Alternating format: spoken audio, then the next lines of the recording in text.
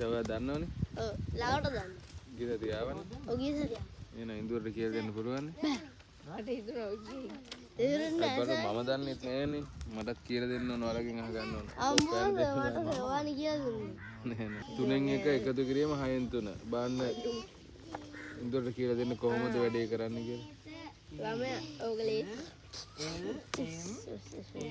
හරේලා සමාන කරගත යුතුයි. අන්න වලල්ලා. දන්නවනේ එයා දන්නවා. මම දන්නවා කියලා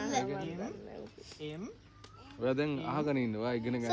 මේ ගාන මේ පැත්තට හරවත් කොහොමද හදන්නේ? මුත් කියන්න කොහොම හරි උත්තරේ ගන්නයි තියෙන්නේ කියන ගමන් කියන්නේ. දැන් එකටම කරන්න දෙන්නේ මොකද්ද? මෙහෙම බෙදන්න බෑ. අපිට මෙහෙම කරන්න බෑ. සමාන කරගන්න බෑ. අපි මේක අනිත් පැත්තට ගන්නවා. අනිත් පැත්තට ගන්න.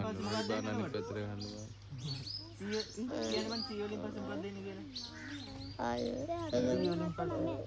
තුන්වරක් කීයද හය?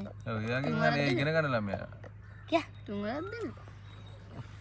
තුන්වරක් 2 ඉතින් 6යි. ඔව්.